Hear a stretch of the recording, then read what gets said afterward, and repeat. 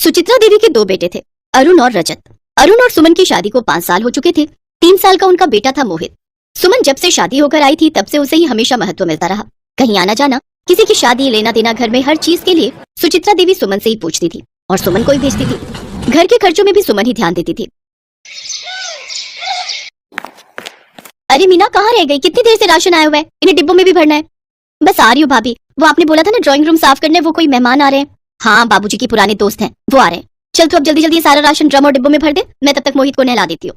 तभी सुमन के ससुर के पुराने दोस्त आ जाते हैं। सुमन बहू, ये मेरे पुराने मित्र हैं सुभाष जी। नमस्ते अंकल जी, मैं चाय लेकर आती हूँ। भाई साहब, हमारी सुमन ने तो पूरे घर को संभाल रखा है। मुझे तो कुछ करना ही नहीं पड़ता, सब चीजों की जानकारी सही रहती है। मैं तो बिल्कुल बेफिक्र हूँ। अच्छी बात है, अब बस रजत की भी शादी कर दो, फिर सुमन बहू को भी आराम मिल जाएगा। हाँ, बस अब करनी ही है रजत की शादी। कोई लड़की हो अच्छे घर की तो बताना। हाँ जरूर, तुम मुझे रजत का बायोडेटा भेज देना, मैं आगे अपने दोस्ती यारी में भेज दूंगा। सुमन ड्राइंग रूम से बाहर आ जाती है। सुमन के मन में यही बात आ जाती है कि वो अपने लिए कोई गरीब देवरानी ढूंढेगी। कुछ भी हो जाए, मुझे इस घर के लिए गरीब देवरानी ही ढूंढनी होगी, सीधी सादी, जो मेरे आगे कभी ना बोले और उसे इस घर की जायदाद और धन दौलत से कोई मतलब ना हो। पर ऐसी लड़की मिलेगी कहाँ? रजत के लिए रोजाना ही अमीर घरों के रिश्ते आने लगे, पर सुमन कोई ना कोई टांग अड़ा देती जिससे रिश्ता मना हो जाता। ये सच्चाई कोई नहीं जानता था। सबको लगता था कि सुमन रजत की भलाई चाहती है। रजत के लिए बहुत अच्छे रिश्ते आने लगभग बंद हो गए। अरे लक्ष्मी नारायण, मैं घरों के रिश्ते दिखा चुका हूँ, पर तुम्हें कोई रिश्ता पसंद आता ही नहीं है। कभी तुम कहते हो ये परेशानी है, कभी कहते हो वो परेशानी है, वो कमी है। आखिर बात क्या है? तुम इतनी देरी क्यों कर रहे हो?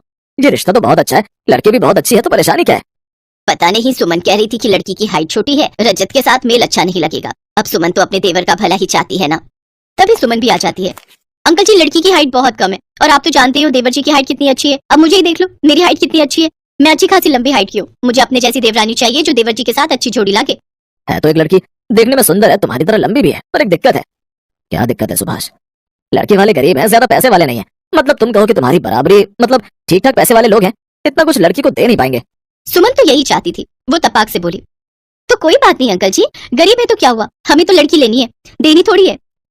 देखा सुभाष भाई साहब, हमारी बहू के कितने अच्छे संस्कार हैं। एक काम करो जी, हम कल ही लड़की देखने चलते हैं। बात बन गई तो हम रजत की कुछ ही दिनों में शादी भी कर देंगे। सुमन की इच्छा पूरी हो गई, लड़की सबको पसंद आ गई और कुछ ही दिनों बाद रजत और मेघा की शादी हो गई। ये देखो मेघा, ये मैंने तुम्हारे लिए खास डिजाइन की साड़ी डिजाइन करवाई है। आज के फंक्शन में तुम यही पहनना। जी भाभी, आप सबका इतना प्यार मुझे मिलेगा ये मैंने कभी सोचा भी नहीं था। ये भी नहीं सोचा होगा कि इतने बड़े घर की बहू बनोगी। आज की पार्टी में तुम्हें तुम्हारी औकात दिखाकर ही रहूंगी, ताकि तुम मेरे आगे बोलने लायक ही ना रहो। सब लोग रिसेप्शन के फंक्शन में इकट्ठा होते हैं। मेघा बहुत खुश थी कि उसके ससुराल वाले उसके लिए कितना कुछ कर रहे थे। मेघा बहू, किसी भी चीज की कोई परेशानी हो तो अपनी जेठानी सुमन या फिर मुझसे कह देना। जी माँ जी, मैं इस बात का ख्याल रखूंगी। माँ जी, आपको मिसेस शर्मा बुला रही हैं। अच्छा अच्छा, तुम लोग स्टेज पर बातें करो, तब तक मैं उन्हें देखती हूँ। वैसे ऐसा ऐशो आराम, इतने महंगे महंगे कपड़े और गहने शायद तुमने अपने मायके में तो देखे नहीं होंगे, क्योंकि तुम तो बहुत गरीब परिवार से आई हो ना। वो तो तुम्हारी किस्मत अच्छी है कि मैंने माँ बाबूजी से कहकर इस रिश्ते के लिए हाँ बुलवा दी, वरना तुम तो सपने में भी नहीं सोच सकती थी कि तुम मेरी देवरानी बनोगी, इस घर की बहू बनोगी। अब कान खोलकर सुन लो, इस घर में मेरा राज चलता है। ज्यादा स्मार्ट मत बनना, जो भी नियम मैंने बनाए हैं उन्हें पलटने की कोशिश भी मत करना। सुमन की बातें सुनकर मेघा की आंखों में आंसू आ जाते हैं। उसकी शादी को अभी 2 ही दिन हुए थे कि अचानक सुमन ने उससे इस तरह से बातें करनी शुरू कर दी, जबकि इसमें मेघा की कोई गलती नहीं थी। मेघा और रजत के हनीमून के लिए विदेश जाने की बुकिंग हो चुकी थी, पर यहाँ भी सुमन ने अपनी चाल खेली। माँ जी, मेरा शादी में जाना बहुत जरूरी है। मौसी जी की बेटी हमारी बहुत क्लोज है, उन्होंने स्पेशली बोला है कि हम 1 हफ्ता पहले पहुंचे। मैं सोच रही थी कि रजत और मेघा बाद में हनीमून पर चले जाएं, तो बाकी मेघा को अगर बुरा न लगे, मैं आपको ना अकेला छोड़कर नहीं जाना चाहती, क्योंकि अरुण भी मेरे साथ जा रहे हैं। पीछे से आप और पापा जी अकेले रहोगे तो मेरा ध्यान इधर ही लगा रहेगा। भाभी टेंशन मत लो, हम दोनों हनीमून पर बाद में चले जाएंगे। मैं ये ट्रिप कैंसिल कर देता हूँ। क्या हुआ सुमन, तुम शादी में नहीं जा रही हो? शादी कैंसिल क्यों हो गई? माँ जी, वो लड़के वाले बड़े लालची थे। मौसी जी को घर पसंद नहीं आया तो उन्होंने शादी खुद ही तोड़ दी। मेरी वजह से इन दोनों ने भी अपना हनीमून का प्लान कैंसिल कर दिया और मैं भी शादी में नहीं जा रही। मुझे तो सचमुच बहुत बुरा लग रहा है। कोई बात नहीं भाभी, अच्छी बात है ना, आप सबके साथ रहने का अवसर इतना मिला ही नहीं है। मैं भी आप सबके बिना उदास हो जाती। एक काम करो, तुम देवरानी जेठानी कुछ दिन एक साथ रहो, तब तक मैं और तुम्हारी सासू माँ हरिद्वार घुमाते हैं। और फिर सुमन के सास ससुर ने हरिद्वार घूमने का प्लान कर लिया और वो दोनों हरिद्वार के लिए चले गए। तो पीछे से सुमन और मेघा ही घर पर अकेले होते थे।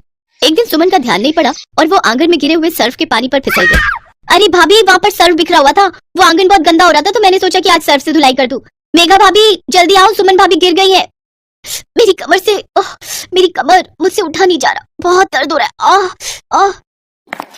भाभी घबराओ नहीं, हम अभी डॉक्टर के पास चलते हैं। मेघा सुमन को डॉक्टर के पास लेकर जाती है। उसे डॉक्टर ने बेड रेस्ट की सलाह दी। कुछ दिनों के बाद सुमन के सास ससुर भी लौट आते हैं। अरे मेरी बहू को नजर लग गई, बताओ हमें फोन कर देते, हम जल्दी आ जाते। माँ जी आप परेशानी और चिंता में आ जाते, इसी वजह से नहीं बताया था, पर मेघा ने मेरी बहुत देखभाल की है, इसी वजह से अब तो मुझे बहुत आराम है, नहीं तो शुरू में 1-2 दिन में बहुत दर्द रहा। मेघा की वजह से मुझे कोई परेशानी नहीं हुई।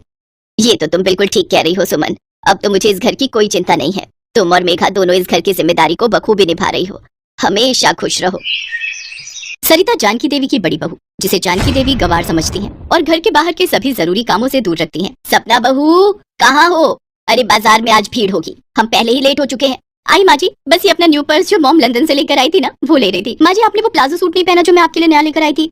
अरे बहू मुझे साड़ी में ही आराम मिलता है, चलो ठीक है कल वो पहन लूंगी। अब चले, दिवाली की शॉपिंग के लिए बहुत समय चाहिए होता है। हाँ हाँ चलिए। माँ जी रात के खाने में दाल चावल और सूखी अरबी की सब्जी बना लूं? अरे गंवार, कहीं जाते समय टोकना जरूरी था, रहेगी तो बिल्कुल गंवार की गंवार ही, बना ले जो बनाना है। माँ जी सरिता भाभी हमारे साथ दिवाली शॉपिंग पर नहीं जाएंगी? कैसी बातें करती हो बहू, तुम तो मॉडर्न हो, तुम जानती हो तुम्हारी जेठानी गंवार है, इसे कोई अक्ल थोड़ी है बाजार में शॉपिंग करने की। चलो बहुत देर हो चुकी है पहले ही। अरे गुंजन का फोन आ रहा है। हाँ बिटिया कैसी है तू?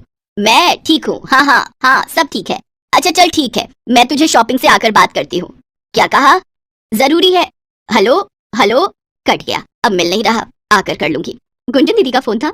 हाँ पर अब मिल नहीं रहा, एक काम करते हैं पहले बाजार हो आते हैं, फिर मैं आकर तसल्ली से बात कर लूंगी। सरिता की आंखों में आंसू आ जाते हैं। उसकी सास और देवरानी मार्केट शॉपिंग करने के लिए चली जाती है। सरिता घर के सारे काम करती है, ऐसा अक्सर ही होता था। सरिता घर के सारे काम अकेले ही करती थी, जबकि उसकी देवरानी को घर का कोई भी काम करना नहीं आता था। फर्क बस इतना था कि सरिता गरीब परिवार से आई थी, वो बेचारी बहुत सीधी सादी थी, जबकि उसकी देवरानी सपना एक अमीर खानदान की लड़की थी। इसीलिए जानकी देवी ने सपना को बहुत सिर पर चढ़ा रखा था, पर सरिता इन सब के लिए कुछ भी नहीं कहती थी, वो स्वभाव की बहुत अच्छी थी। सरिता तुम नहीं गई माँ के साथ?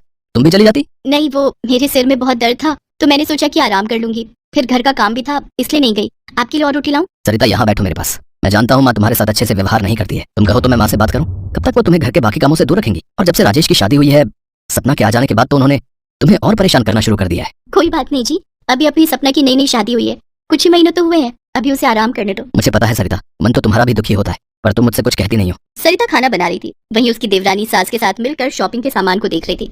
राजेश बताओ ना ये जीन्स कैसी लग रही है? माँ जी आप बताओ, ये तो कुछ बोलते नहीं है, जब देखो फोन में घुसे रहते हैं। अरे बहू तू तो पतली पतंग है, तेरे ऊपर तो सब कुछ अच्छा लगता है, वैसे भी हमारी मॉडर्न बहू स्टाइलिश कपड़े पहनती है, किसी से कम थोड़ी है।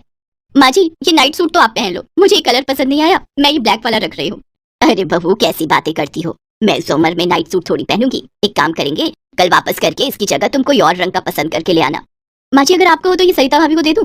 अरे पागल है क्या, इतना सुंदर स्टाइलिश नाइट सूट उस गवार पर थोड़ी जचेगा। अरे तू अपनी जेठानी को समझती क्या है, तेरी जेठानी गवार है, उस पर कुछ नहीं जचता, कोई पढ़ी लिखी भी नहीं है, ना उसे पढ़ने ओढ़ने की तमीज है, ना किसी से बात करने की, कुछ नहीं है उसमें समझ। ऐसे कपड़े ऐसा पहनावा तेरे पर ही जचता है, समझी? रख ले इसको, कल बदल कर ले आना। अरे मैं गुंजन को फोन करना तो भूल ही गई, एक बार फोन मिला लेती हूँ, मिस कॉल आई हुई है। हेलो हाँ गुंजन, तूने फोन किया था? हाँ माँ, कल शाम शिल्पी के ससुराल वाले दिवाली और करवा चौथ का त्योहार देने आ रहे हैं, सासू माँ बोल रही थी कि आप दोनों भाभीयों के साथ सुबह ही आ जाना। हाँ हाँ ये भी कोई कहने की बात है, शिल्पी हमारी बेटी ही है, हम जरूर आ जाएंगे, सुबह जल्दी ही पहुंच जाएंगे। और तू चिंता मत कर, सपना बहू बहुत मॉडर्न है, वो वहाँ आकर सारा कुछ संभाल लेगी। जैसा जानकी देवी ने अपनी बेटी को कहा उसका उल्टा ही हुआ। सपना तो मॉडर्न पहनावे में तैयार होकर बस वहाँ जाकर अपने मोबाइल फोन पर लग गई या फिर इधर उधर बैठकर बतियाने लगी। गुंजन देखती है कि सरिता ने सब कुछ संभाल लिया है, जल्दी जल्दी उसने द्वार पर बहुत ही सुंदर रंगोली बना दी।